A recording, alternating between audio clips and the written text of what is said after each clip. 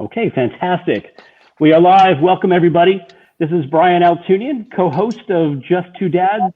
Welcome to our weekly podcast where my friend, my business partner, my colleague, my partner in Thrive, Mr. Sean Francis, and I get together and we talk with phenomenal guests about the world of special needs community and how the work that they're doing is furthering the effort, expanding our village, and just doing amazing things for our special needs family members.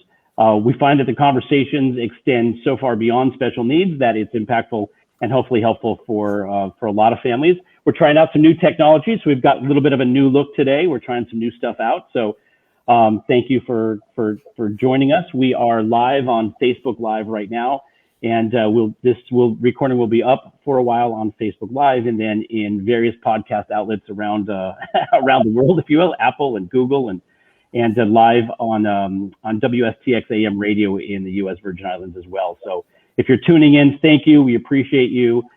Thank you for following us and participating. Please give us comments, ask us questions. We're going to try to capture the questions and actually ask them during the show. So feel free to let us know, and we'll talk with our guest.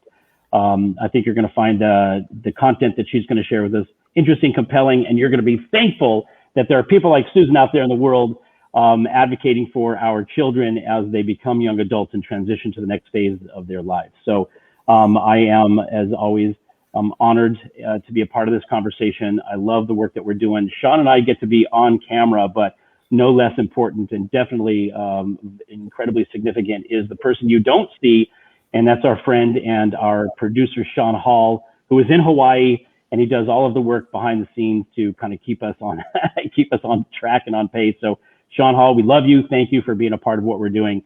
And the folks that tune in regularly, thank you all. We love to have you. And again, love your commentary, and please share with us many people on Instagram and Facebook and social media throughout. We want to give a platform for our guests to be able to share what they're doing with as broad an audience as possible. So Susan, we're gonna introduce you in just a second, and before we do, I just want to say hello to Sean and my good friend Sean, who we've had such great fun having this conversation.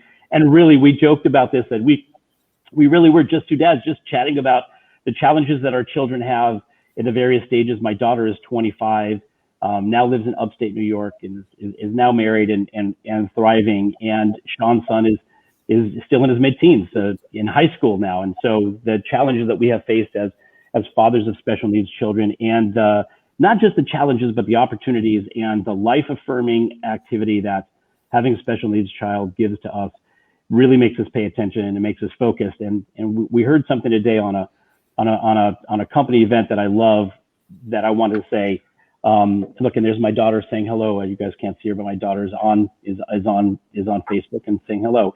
So there, I get to show it. Look, there she is. Hello. This is new technology. I love it. But today, Sean and I we're convinced that we are on somebody else's errand while we're on this planet, and so we continue to do good work and do things to expand our community and our village. And so we're pleased to have you here, Susan. But Sean Francis, how are you, my friend? Feeling good? I'm doing great. I'm so thankful to be here. Each week, it seems like it gets better and better. The people that we get to have on the show, as we tell our guests when we have conversations with them, to sort of book them as guests. We tell them that the show is Just Two Dads. We're the co-hosts, but essentially when the people are here, when the guests are here, it is their show and their opportunity to have light shine upon them to make sure that we're adding value to everyone that listens, wherever they may be, over the various platforms that we're on. And the topic we're going to cover today, because I'm going to jump right into it, is one that many of us ask. I think because I've had the question in mind is exactly why this lady crossed our path. And that question is, there's several of them anyway, but they revolve around the same thing, which is, if you're a parent to a child with special needs, will my child go to college? Should my child go to college? And when you look at various situations, whatever that answer is, can I change that? What can I do to make that happen? And the lady that we will be talking with today is someone who specializes in bridging that gap, not coming up with the answer, but helping you find it. And that is none other than Susan Woods. Susan, welcome. Welcome. Thank you. I'm really, really excited to be here. Like I say, I happened to fall upon your show last week, and I've been following things since then. So I'm really, really excited to talk today. Excellent. We're excited that you're here. All right, Sean, Sean, we're freezing a little bit. Are you? We talked about this before. We always have technological issues on this show, so that's all right. This is the new world, right? The new world of being we have to be agile because we're live. All right, I think he's coming back. I can feel him. Sean, you there? All right. He's going to catch up. I promise you. This does happen, so it does catch up. So Susan, let's start with this. Give us a little bit about your background. Let us know how you got started, because what you're doing now is an extension of what you used to do. But talk about how and why you're a part of this community and a part of this village. How did that whole start? As many of us, we like to talk about ourselves, but I like to give you a little bit of my pathway. And I say this to my students. I'm an adjunct faculty now as a semi-retiree, but I do an introduction to my students, and I talk about our pathways. And one of the things I do disclose is that we all come to these careers in different ways, and mine has some very personal connections. I have a sibling with a lifelong disability, chronic mental illness. I'm also the child of, my mother's no longer alive. She would be 105 by now if she was, but she was an educator. And I was not a very talented student. I happened to fall into a college situation where I started tutoring, actually, believe it or not, on a Native American reservation in Eastern Long Island. Nobody believes that there's a Native American reservation in the Hamptons, but it was there. And I started tutoring middle schoolers with learning disabilities as part of a college course. And all of a sudden, I realized these are my people. And I went on and I realized that I needed to go to a school that had a little bit better sort of variety. And so I transferred to Boston University to major in special education. And then I went on and got a master's in rehab administration. But one of my first jobs out of college, when there was none, was I worked at a institution. It was called Fernald State School. Back then it was called a state school for the mentally retarded. We don't use that word anymore. Yeah. Thank goodness. But from that, I got involved in the whole process of deinstitutionalization and the development of community programs and vocational training. And my background was now in special ed and rehab. And I got some good jobs. And I got some good jobs working for the Commonwealth of Massachusetts as a policy analyst. And I did some great work with developing community programs for people that had formerly been isolated in these horrible institutions. That from there, things changed. I had a couple of kids, life went on. And I ended up working at a community college, and I was working in an alternative program for individuals with what we refer to as cognitive limitations, and people on the autism spectrum, providing vocational training on a community college campus in a certificate program. My life changed, things grew. They kept saying to me, well, you're doing that, you're doing okay with that, why don't you try this? And so when I finally became an administrator, I was the Associate Dean of Student Support. I oversaw disability services for about 1,000 students with documented disabilities, 2 alternative programs for individuals with autism and intellectual disabilities, and then a lot of support programs for first-generation low-income and students that were considered high risk. It was a wonderful career. I had a very full plate. I worked constantly. My stress level was really high. 3 years ago, I decided, while I was still an administrator, I also was asked to be an adjunct faculty. So I've been teaching developmental disabilities as an adjunct at 2 community colleges, been teaching face-to-face and online, and that was sort of a side gig. And then 3.5 years ago, I said, you know what? I'm eligible to retire. I think I'm going to retire.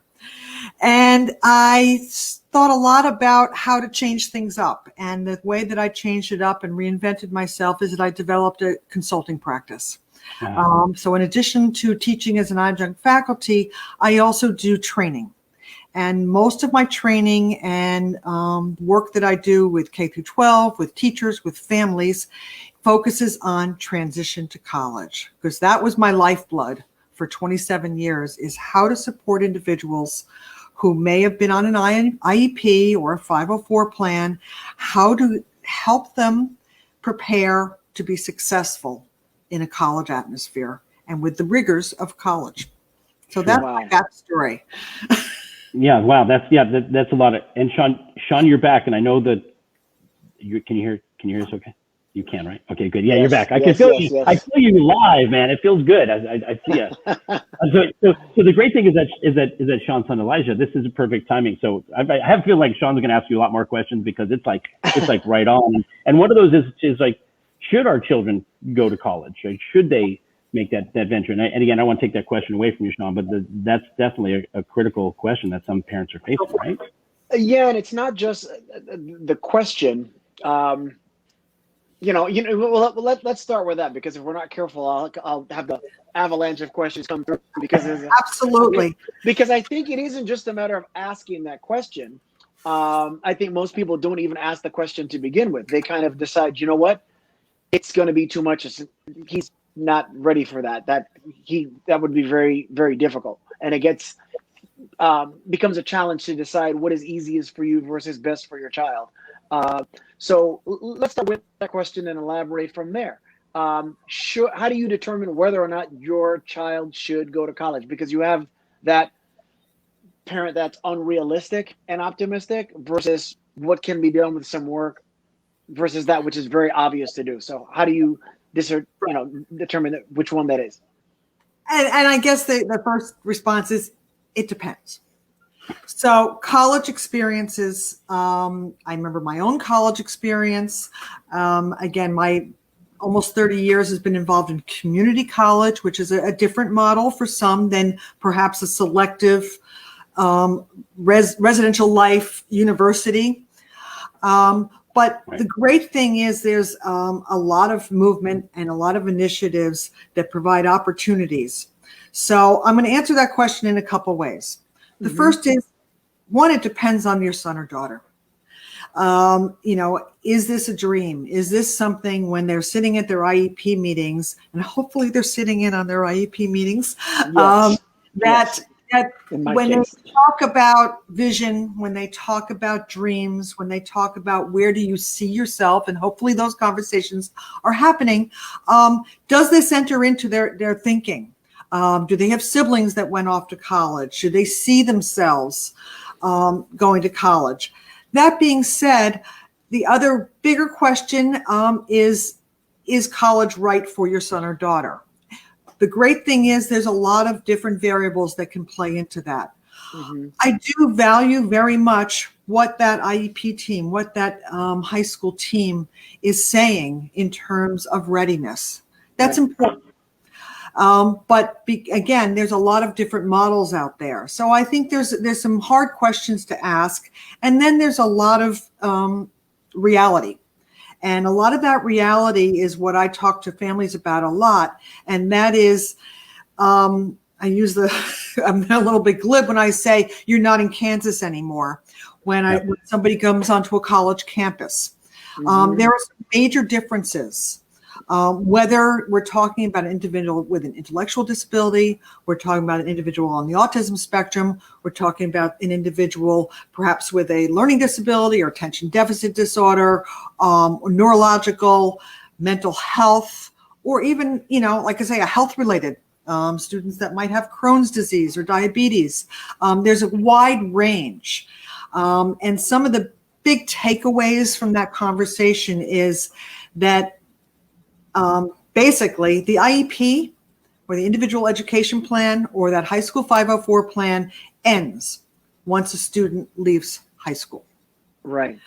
Document that law is no longer valid. IDEA that we know, Individuals with Disabilities Education Act, ends. But the good news is, again, we're not in Kansas anymore. There's another set of laws that come into play. And so what happens on a college campus, and whether we're talking about your local community college, which oftentimes most community colleges, they vary state to state, are open admission institutions, meaning anybody with a high school diploma, in most cases, can walk into a community college or roll into a college versus a highly selective university. And I'll use my alma mater. I'll use Boston University as an example. Whether they're thinking of either one of those things, all colleges, and here's sort of the big takeaway, any college or university that takes even a penny from the federal government, and that would be financial aid, must comply with the Americans with Disabilities Act. That's the ADA. Yeah. Mm-hmm. The other law that they have to comply with is called Chapter 504 of the Rehab Act. Okay. So basically, every institution must provide access, and access is the key word there. So different than an IEP process, in a college or university, what happens is the student is admitted to the college or university and then begins a process of identifying that they have a disability, and going through the process, which is a great interactive process of requesting accommodations. So one of the other questions I often get is, so do I disclose my disability when I'm applying to the college? So bottom line on that is college universities cannot discriminate against individuals with disabilities who are otherwise qualified. Right. So that disclosure in most cases does not happen until after the student has been accepted. I see. So because of concerns or apprehension. Okay. Discrimination. Basically, And they cannot be discriminated against by virtue of their disability if they are otherwise qualified to attend that institution. okay. So you answered a question that I had not asked but was thinking, which I think is more important, which is how do you arrive at determining whether or not college is a fit, which is equally important. My other question is, the next question is going to be selfish with the hope that somebody out there listening is going to arrive at the same thing. Our son is 14. He was diagnosed with autism at the age of 3. He's verbal. He can tell you, there's certain things that he's very capable of telling you exactly what he wants. Certain things that he's more challenged in expressing in terms of desires. So when you were talking about the IEP, he's been present, but we know what he's drawn to and what he likes. We have no idea necessarily what it is that he wants to do. So for us, the question is, how do you think that gets discovered? How do you pull that out? Because for us to answer that question, whether or not college or higher education is some kind of fit, it was like, well, what would he want to do? And so we have a conversation, you ask him, but it's almost like you have to put other things in front of him. What does he respond to? We're trying to figure that out. So for a parent like me in that situation, hopefully somebody else out there listening is in the same spot. Where would you shine a light to try and reveal that which is in the dark? Well, again, it's a process, but I'll be honest with you. There's a lot of college students, and I don't know anybody else who's listening, who've sent kids to college who did not have a clue. And I was one of those. That's true. And I did not have a clue.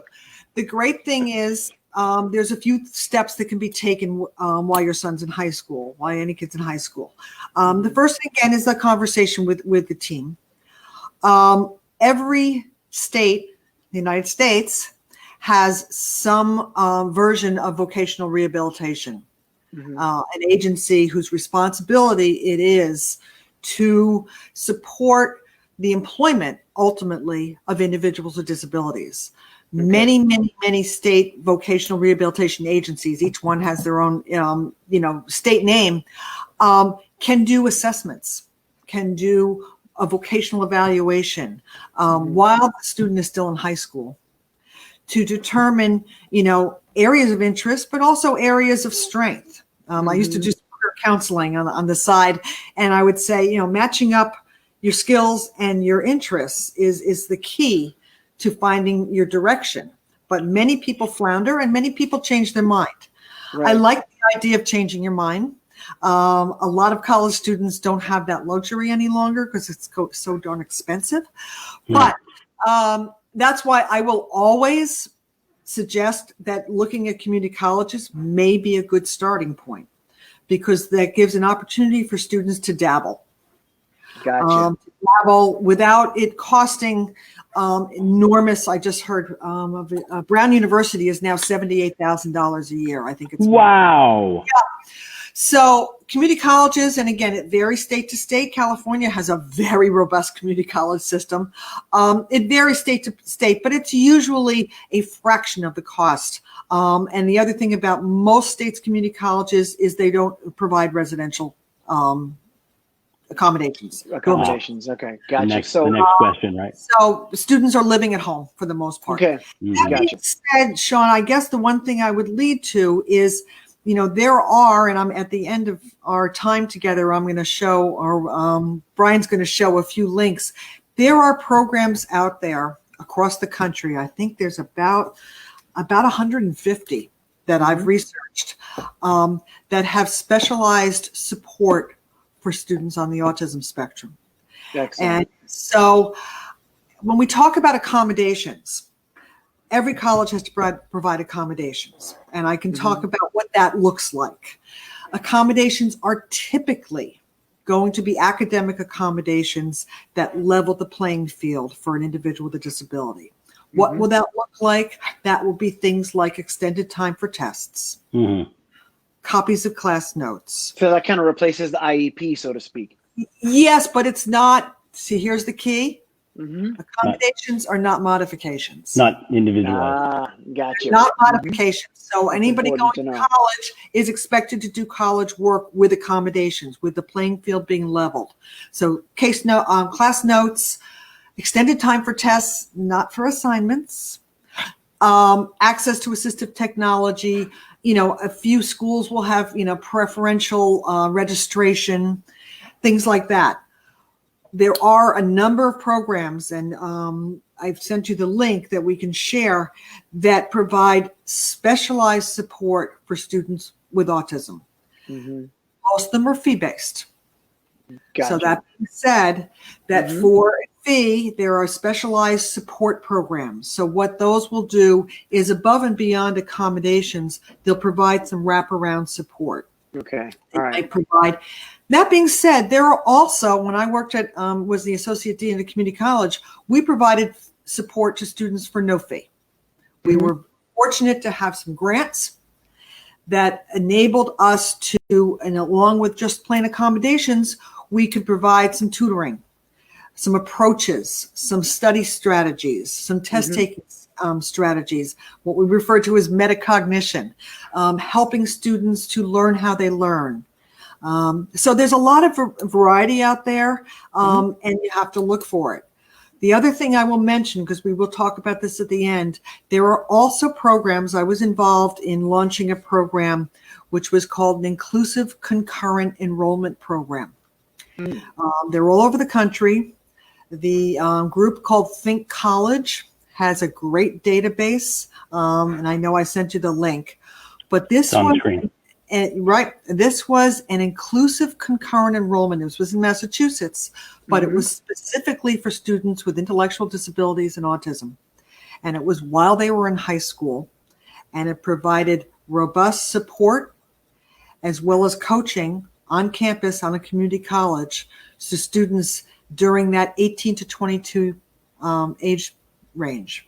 So when perhaps they've finished up their requirements, but they are entitled to stay and receive services till 22, this model provided that. So I guess the long answer and the short question was there's a lot of options out there. Exploring them is important. And having those conversations, and I'd say 10th grade is not too early to start having those conversations. Good. He's a freshman at this point. So let me ask you this then. On a scale of 1 to 10, how important would you say, especially in arriving at one asking themselves this question, how important is it to determine the answer to why you would want your child to go to college? Well, we have the advantage of inclusion. Back when I was in high school, there was no such thing as inclusion. there was a lot of, as I say to my students, special ed classes next to the custodian's closet in the basement of the building. That's changed. So inclusive practices and inclusive opportunities are part of our world.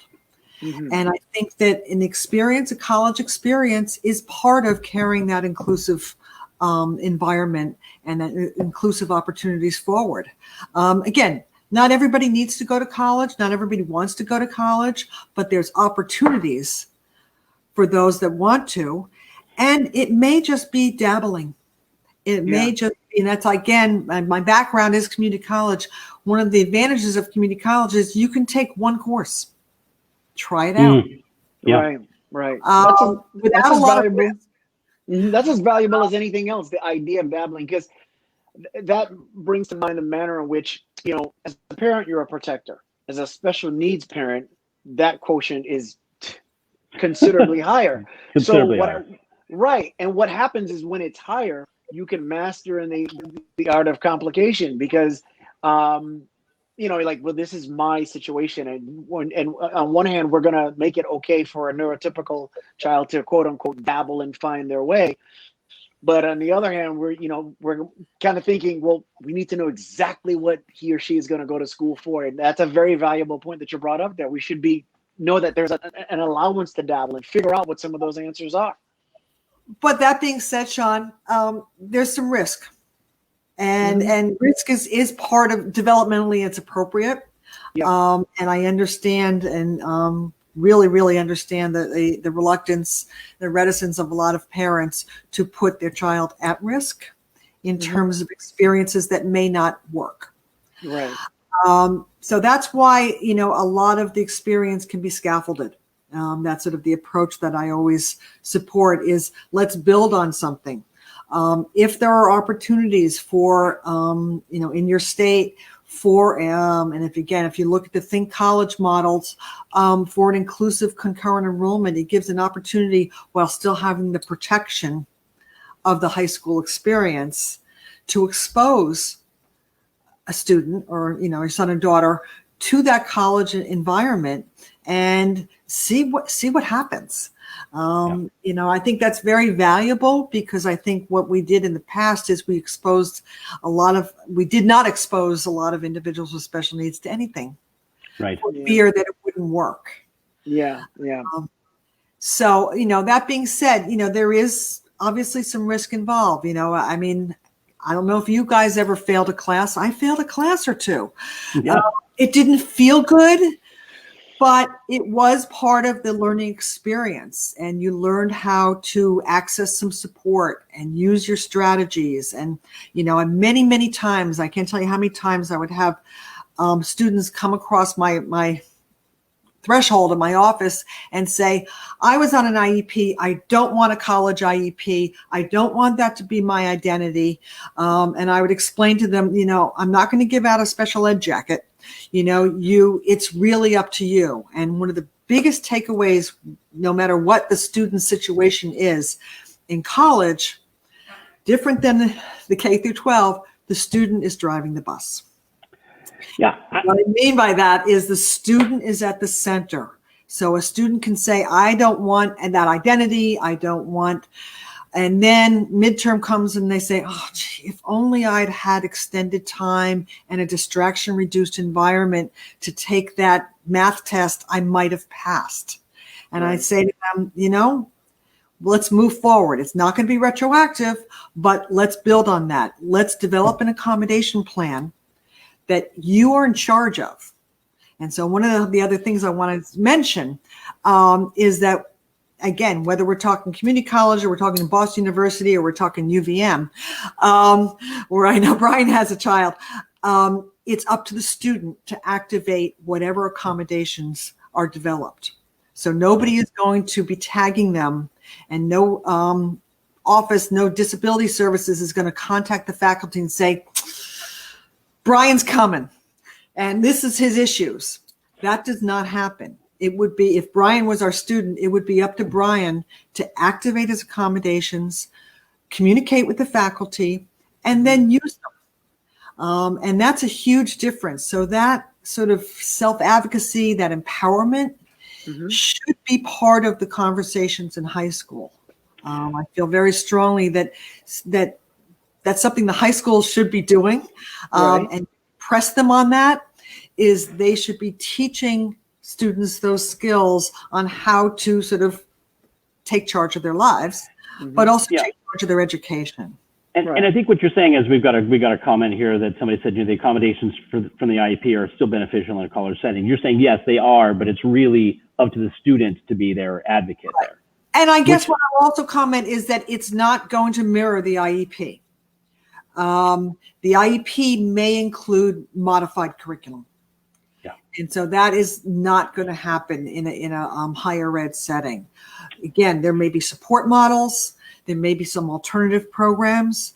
But so the accommodations, in some respects, they're going to look a little bit more like what a 504 plan might look like.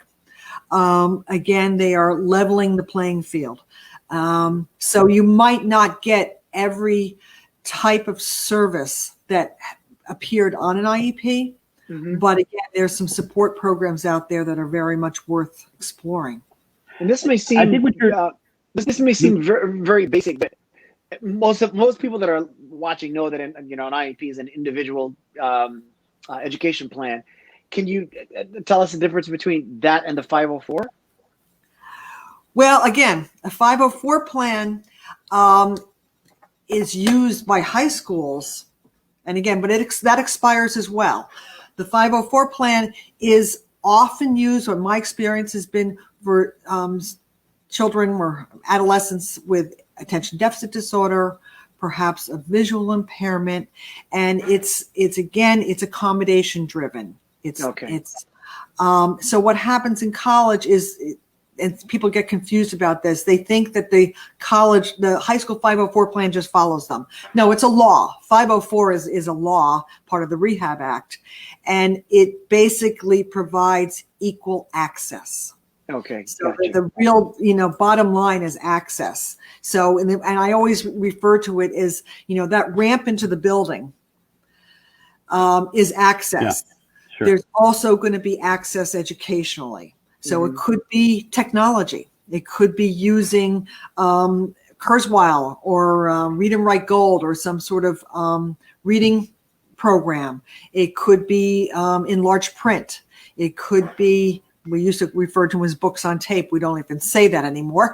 But audiobooks. It could be having copies of class notes. If an individual has a hard time listening and taking notes simultaneously. So those are the types of accommodations. Again, the difference from an IEP is the IEP may be a modification. It may be, Brian's my student. Brian, you only have to do 1, 3, 5, 7, and 9. Right. This is, my daughter just posted a couple of things there. Like I get 5 hours instead of 2. I get to read aloud. Those are the kinds of accommodations. I get to have my text on a dark screen as opposed to like, so those are the kinds of accommodations. That's the kind of the access to this content to level the playing field a little bit. And again, I think we had another comment when somebody said, does it matter? Does it depend on the type of special need? And that answered that question. Yeah. So I mean, I can read to you what the ADA, or you can look at yourself what the ADA says, but ADA, which actually was expanded under George W. Bush, disability is any physical or mental impairment that substantially limits one or more life activities, such as, and they expanded this, caring for themselves, performing manual tasks, walking, seeing, hearing, speaking, breathing, learning, or working, and substantially limits. And so that's one of the, in terms of the process, and again, your daughter might be able to sort of chime in on this. The process is at a college university is they're going to want to look at documentation. So questions I'm always asking is, so I'm going to bring my IEP and that's going to be it, right? That's good. And the answer is no, the IEP is supplementary. What the college or university is going to be asking for is the source documents, the evaluations, the testing that got you your IEP. And the thing the college is going to be looking for is recent. And this varies a lot. Usually it's 3 years. So it's usually that evaluation that occurred probably 10th or 11th grade, Mm-hmm. the reevaluation of the IEP. So what the college or university wants to look at is what's happening now.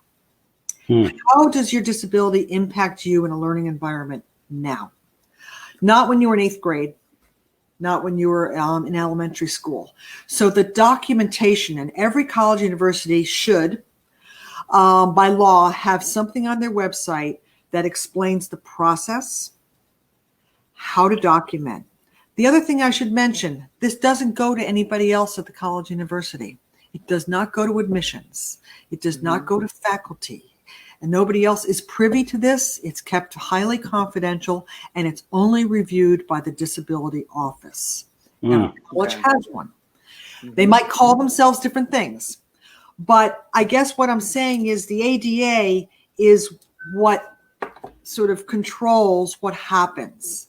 And so the types of disabilities that I saw in my 27 years, learning disabilities, attention deficit disorder, intellectual disabilities, cognitive disabilities, autism spectrum, certainly, psychiatric disabilities, health-related disabilities, mobility, sensory. So it's a very, very, the net is cast very wide. Let me ask this question. Obviously every college is a little bit different. And again, I love that we're getting great. So we're getting a lot of comments. I love that we're getting comments about this. So this is fantastic. Here in California, CSUN, so I'm going to share this one comment. So CSUN is historically been incredibly accessible for students with special needs or some kind of disabilities, right? CSUN in particular. Cal State University in Northridge, sorry. CSUN, yeah, California State, part of the California State system of schools. And CSUN has historically accommodated students with special needs issues, almost more so, I think, than almost any college here, it seems to me, from an observer's perspective. And I went to UCLA, so a different university system here in California. And in this particular case, our listener is saying that, his IEP actually included accommodations. Is it true that every college has a different, because of is it a disability office, or does every college have a different approach to how they do this, to how they do the accommodations? And are there some that are just better than others that provide the support? Great question. And families always ask me, what are the best schools for me to send my son or daughter? Right. I'm responding to this viewer because they're saying that their daughter's deaf. So the answer to it is the services are only as good as the disability services office are, but there is, sort of what I always saw, sort of a culture of inclusion. That being said, there are bare minimums, and that's where, they must provide accommodations to students who qualify under the ADA. Many schools can provide more than that. It's not required by law. So those support programs that I referred to, and again, some of them are fee-based, some of them are delivered, like I say, I was able to deliver them free to students. That will vary. Which college or university is right based on the disability? A lot of that is really checking them out. Asking some questions. They may not be able to tell you specifically what your son or daughter will receive because they haven't received the documentation as yet. You're shopping. I will say to that listener, a student that's deaf, there are absolutely positively minimum accommodations. And that would be if somebody who needs a sign language interpreter, or they use CART system, that will be provided. I have students that have used the mic system. There's all sorts of accommodations that will be delivered, and it must be delivered by the university at their expense. Okay, so it seems their expense. So we're talking about, somebody who's deaf, somebody who's visually impaired or hard of hearing, or has a mobility disability. The institution must be accessible. Okay. Where it gets a little bit more, there's more variation is disabilities that, may require different things. And that's really going to depend. So one of the things I often advise families is start shopping it out. Okay. And It's a website. Is the website welcoming? Now, the other thing I'm going to say, and there's a lot of controversy around this, is what do they call themselves? Now, I was the administrator in charge. Again, we serviced 1,000 students out of a 10,000 student body. So that was 1/10 of the students. Yeah, it's a lot. It's a lot. And I'd say 90% of my students had what I would call invisible disabilities. A smaller number had mobility or visual or hearing. And I called my office, and it's still called that even after I retired, Disability Support Services. There's a school of thought out there of people that say, oh, I hate that word. It's so stigmatizing.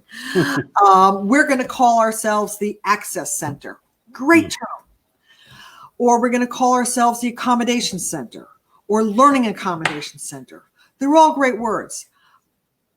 Personally, for me, I wanted to be what was most Googleable. If you're shopping out and you're checking out universities and colleges in your state or across the country, you want to be able to hop on the website and find that office pretty quickly. Some of the problems I found that if you type in learning accommodations, it might take several clicks to get to the right place. That being said, the climate, the philosophy, what they put up on the website, how transparent the process is. One of the things I will say, just not to bring in sort of the legal beagles in this, but when a college or university does not comply with the law, they are subject to a complaint, and usually that works through the system. But the last stop is the Office of Civil Rights. There's some great case law out there. The one that always I always refer to is that my alma mater, Boston University, was sued by a student. The student had a learning disability and was requesting an accommodation for a foreign language requirement, which is a reasonable accommodation given processing issues. The provost at the time, he's just recently passed away, and the president of Boston University, who was a presidential candidate once, John Silber, denied it. And it's called the Guckenberg case. Denied it. Said, we don't really believe in learning disabilities. They even used the L word. They said, yeah, she just may be lazy. What year is this? Wow. Oh, this is a ways back, probably 20 years ago. They got sued. Wow. They lost. They went down in flames. Because basically the institution, the university, was denying equal access to somebody who qualified under the ADA. Wow. So that's where this stuff gets tested all the time, by the way, because some colleges and universities, accommodations cost money. They try to sidestep them. Your caller, your viewer whose son or daughter is deaf, the cost of sign language interpreters is very high.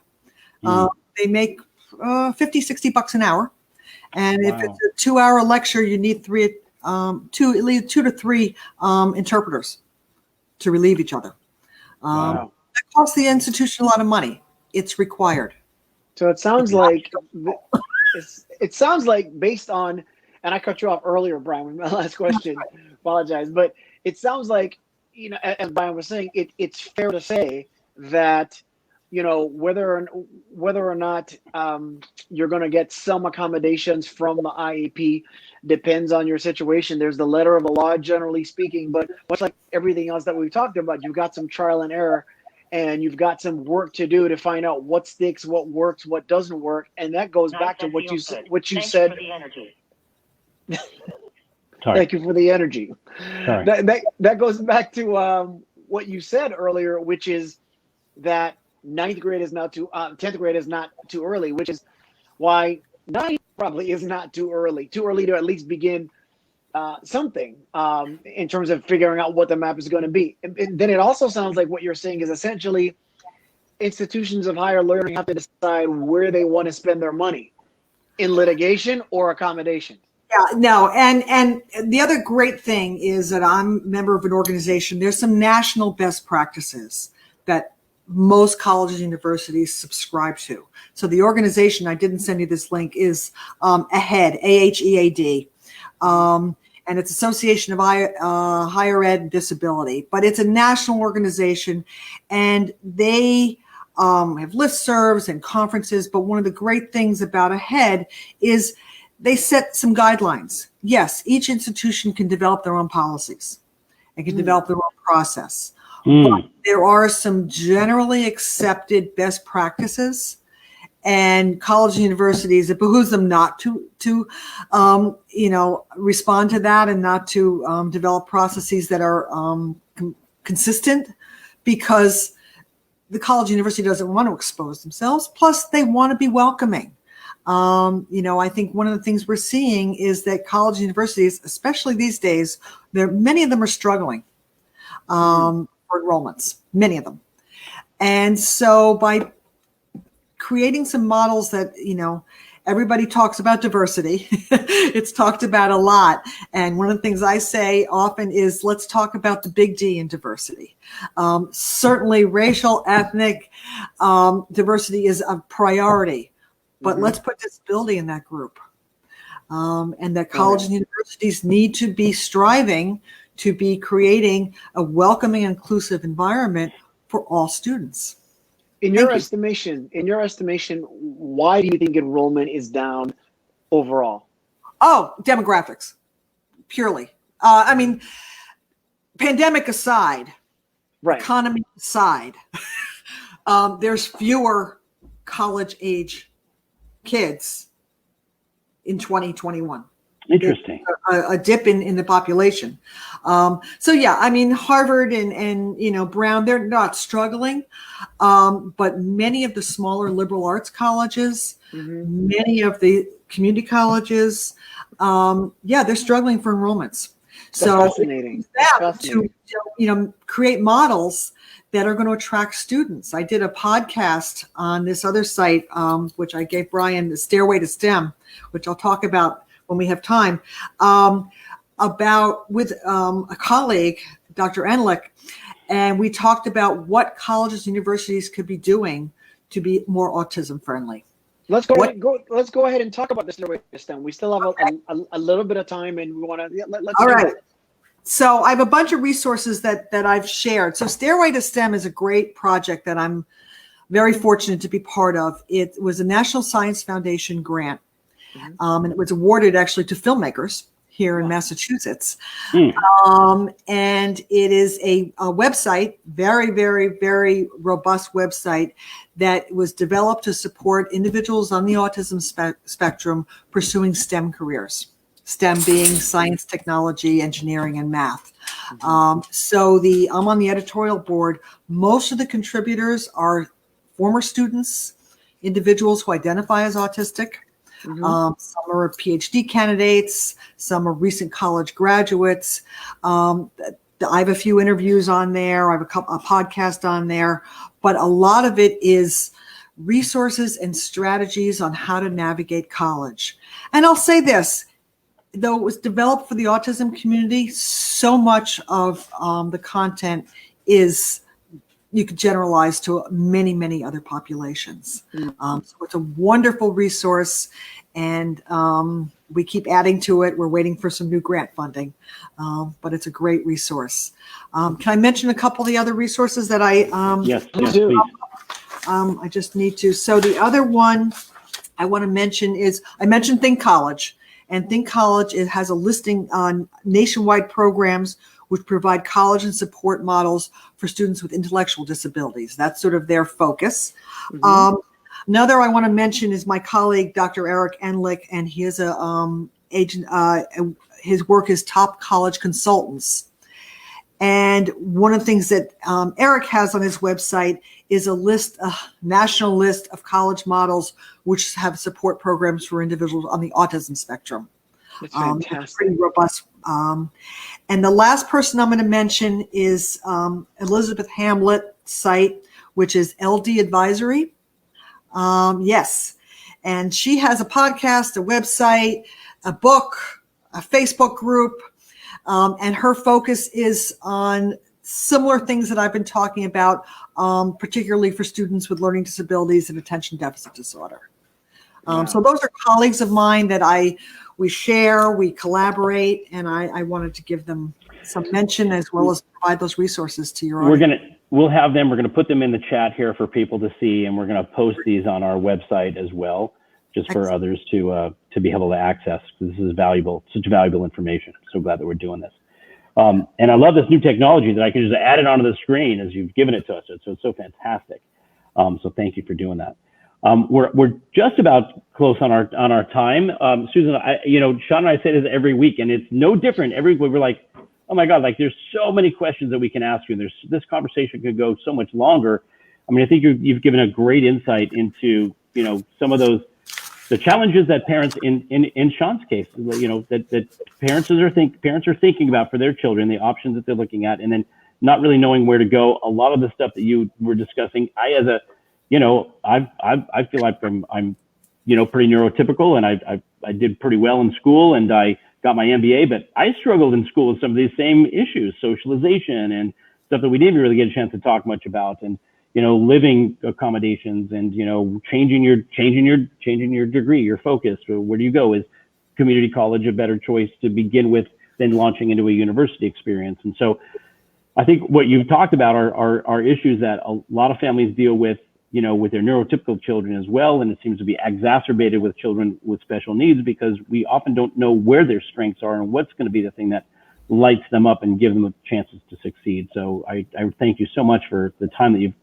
shared with us. And I think we're going to be in communication on a more regular basis. Yeah. Good. I mentioned 4 things. Please do. Mention 5 if you wish. 4 recommendations for families whose kids are in high school. And they're not easy.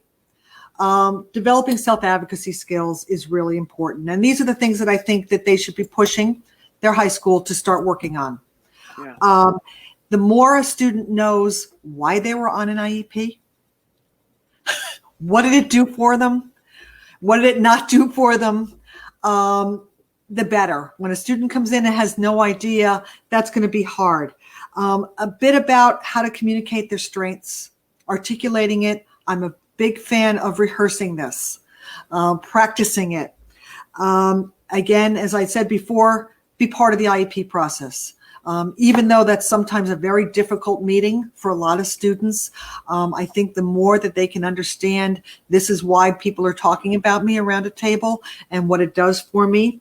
And then as much as possible, again, might be pressing the high school to work on things like time management, note taking, test taking.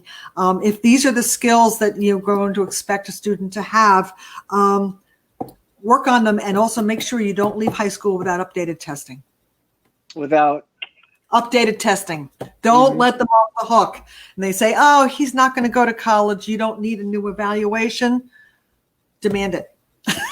A lot of high school people are not big fans of me because that's expensive. But I think that it's your right, it's your son or daughter's right to have an assessment before they leave. Yeah. So those are my 4 takeaways. That's awesome. Wow. That's great input. Phenomenal. Yeah. Well, Susan, we put your website up here as well for people to see. And for those that are listening, it's susanbwoods.com. It's so valuable, such great information. And as a parent in this community, so grateful that we have advocates and warriors such as yourselves out there, providing information and access to resources, and and helping us be advocates for our children. So thank you so much for spending the time with us. This has been amazing, and again, completely it's been an amazing experience. So thank you. Thank you. I will say as we get ready to sign off here, for everybody listening, thank you so much. You can catch us on Facebook and Instagram and Apple Podcasts and Spotify and Google Podcasts, iHeartRadio. We're on so many platforms now. Please share this information. If you know a special needs family that have children that are getting ready to transition from, even from middle school to high school, and then start thinking about transitioning from high school to college, please access the resources that Susan provided. There are so many. Please reach out to us if there's anything that we can do to to help point you in the right direction. Our next technological growth expansion plan for the program is to have a website with all of these links available to everybody. So be looking for that, folks. That's going to come fairly soon. And I think I'm so grateful for my children, because I think the one thing that we learn as parents is we learn so much from our children. So I have children all along. My oldest daughter Jordan, who's thriving, is taking community college classes now. College was not a thing for her. My middle daughter, my middle child, my daughter Gabby, is graduating. She's a senior at University of Vermont in Burlington, and then I have a 13-year-old who is transitioning to high school. And so we're actively in this conversation at every stretch of the way here. So this has been incredibly valuable for me. So I thank you so much, and I thank you, Sean Hall, for the backup and the support, and everybody who's listened in and commented today. Thank you for that. Sean, Francis, as always, my good friend, thank you so much for your partnership. And I love what we're doing. And I think the thing that this, more than anything, right, or I should say in line with everything that we always talk about, it's all about empathy and love, and making sure that people know that the folks like Susan who participate, she's retired, everybody, just she doesn't have to do the work that she does. She does it because she has a massive heart. And she cares, and it's needed almost more today than any other time. Empathy and love is what we need to keep this world spinning around on its axis and progressing. Sean, you want to sign us off for the day? Yes, I do. And this has been I've enjoyed every single guest that we've had on here. But my perspective, just because of where we are as parents with Elijah's age, I've been more greedy with this interview or showcase, if you will, than any that we've ever had before. And I still have more questions, and we'll continue to come back to you, Susan, and we'll make sure that we have you back as well. Thank you so very much. And as Brian was mentioning, if for those of you that are listening to us and don't have the visual, whatever that platform is, make sure that you go to our YouTube page so that you'll see where the links and everything are when this episode is uploaded there later this week. And to everyone that has been tuning in, our audience in the U.S. Virgin Islands, where I am from, thank you so much. And to the women in my life, my mom and my wife, Laura, I would not be who I am or strive to even be without you. And so thank you very much. And for everybody listening, just remember that somebody someplace needs to know that you care. Somebody someplace needs to know that they matter, and they need to know that they are seen, whether you agree with them or not. So with that said, if you're listening, we love you. Thank you so very much. And we'll see you guys next time. Awesome. Goodbye, everybody. Thank you.